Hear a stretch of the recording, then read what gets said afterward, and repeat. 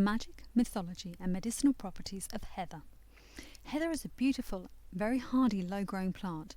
It can survive freezing conditions down well below -20 degrees Celsius or -4 Fahrenheit.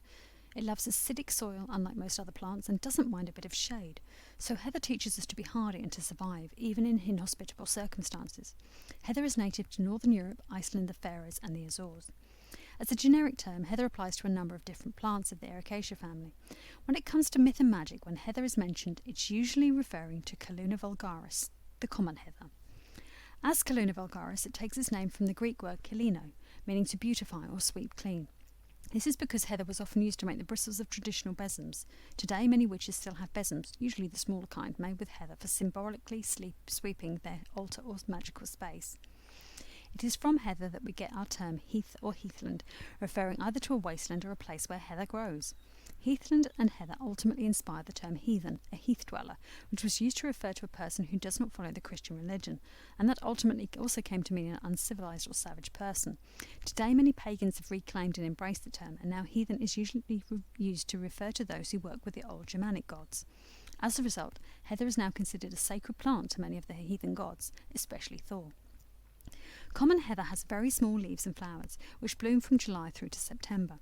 Usually the flowers are shades of mauve, but they're sometimes white. White heather is a very popular plant and has been long considered very, very lucky. There's a Scottish tale to explain this, but it's really a very sad tale. A young woman was due to marry the love of her life, but he was killed in battle. The messenger who brought her the news gave the woman a sprig of purple heather to express his sympathy. The poor woman went mad with grief and wandered far and wide, still searching for her lover, all the while weeping for him. Where her tears fell, the heather turned white, and from that day to this, anyone who found white heather would be blessed with luck, especially in love. For this reason, it was often added to bridal bouquets. There's another Scottish tale that says that all the heather was originally white. When the Picts, the original inhabitants of Scotland, were massacred, their blood turned the heather purple, and that white heather only continued to grow in those very few places where no blood had been spilled. White heather was said to be able to protect anyone who wore it from violence. In 1544, Clan Ranald, a branch of Clan MacDonald, claimed that their victory in the Battle of Blair Lane had been down to the clan wearing white heather in their bonnets. Heather, especially white heather, is beloved by fairies. It is said that white heather grows over the final resting place of a fairy, so it's considered really bad luck to actually pick it, because you might anger the fae for desecrating a grave of one of their own. Heather in Scotland are intimately linked in folklore, song and literature, although it's not actually the national flower of Scotland, that's the thistle. It is, however, one of the national flowers of Norway. The poem Bonnie Old Scotland waxes lyrical about the fragrant hills of purple heather. According to Scottish and Irish legend, heather ale is a magical, almost mystical and very potent drink. Robert Louis Stevenson wrote of it thus: "From the bonny bells of heather they brewed a drink long syne, was sweeter far than honey, was stronger far than wine. They brewed it and they drank it, and lay in a blessed swoon, for days and days together, in their dwellings underground." This inebriation wasn't just getting hammered, it was reputed to bring on mystical or magical experiences. Today, many witches may use heather in their magic to enhance their psychic skills or keep a sprig with their tools. Parts of heather have long been used in folk medicine. In Austria, it was brewed into a tea to treat ailments of the kidney or bladder. In Scotland, heather was used to treat coughs and soothe the nerves. It was apparently the favourite drink of famous Scottish poet Robbie Burns. Heather was also used in an ointment to soothe the aches and pains of arthritis. In more recent times, it's been shown that heather shoots contain chlorogenic acid, which is a really important polyphenol. This polyphenol has some amazing healing properties. It's antimicrobial, antibacterial, anti-inflammatory, antiviral, and an antioxidant.